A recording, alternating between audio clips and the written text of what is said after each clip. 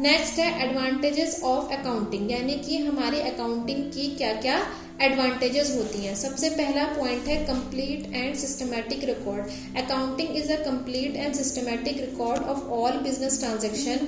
The limitations of humans that they can not keep all transactions in mind are overcome by accounting. Advantage का मतलब होता है फायदा, यानी कि अकाउंटिंग का हमारे लिए या फिर हमारे बिजनेस के लिए क्या फायदा होता है। तो सबसे पहला है कि हम हर चीज का कंप्लीट रिकॉर्ड रख सकते हैं। क्यों? क्योंकि हम एज अ ह्यूमन हमारी एक लिमिटेशन है कि हम हर चीज को याद नहीं रख सकते, और अगर हम हर चीज को याद नहीं रख सकते तो हमें उसको लिख कर रखना पड़ता है।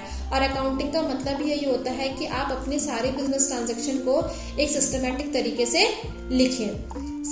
सेकेंड पॉइंट है valuation of the business in case of sale of business और conversion of one business into another, true and fair value of business is calculated.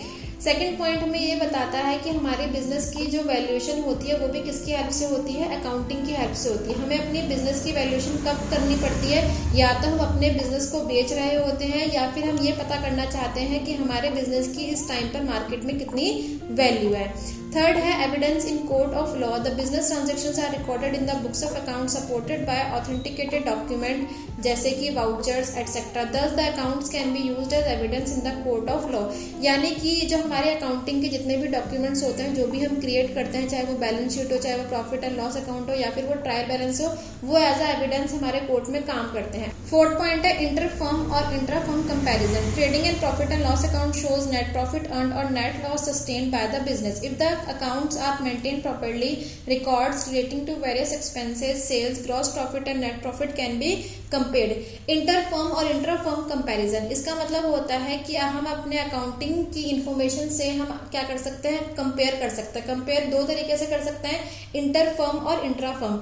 Inter-firm और इंट्रा-फर्म का मतलब होता है कि हम अपने अकाउंटिंग इंफॉर्मेशन से हम अपनी ही फर्म को अपनी ही लास्ट ईयर की अकाउंटिंग इन्फॉर्मेशन के साथ भी कंपेयर कर सकते हैं, और या फिर हम अपने अकाउंटिंग इन्फॉर्मेशन को किसी और कंपनी की अकाउंटिंग इन्फॉर्मेशन के साथ कंपेयर आराम से कर सकते हैं। इससे हम ये पता कर सकते हैं कि क्या हमें कितना प्रॉफिट, पहले से कितना ज्यादा प्रॉफिट अर्न हुआ है, या फिर हमारा प्रॉफिट और सामने वाली कंपनी का प्रॉफिट कितना है, या फिर लॉस कितना है, उनका ग्रॉस प्रॉफिट कितना है, उसकी सेल्स कितनी है, हमारी सेल्स कितनी है। ऐसे कई तरीके के जितने भी हमारे पास मेजर्स होते हैं उनको हम चेक कर सकते हैं। या तो हम उनको अपनी ही फर्म के साथ कंपेयर कर सकते हैं, या फिर हम अपनी और किसी और फर्म के साथ उसको कंपेयर कर सकते हैं। लास्ट है effective management. Accounting facilitates proper feedback to the management, as such it helps the management in planning as well as control of different activities of the business enterprises.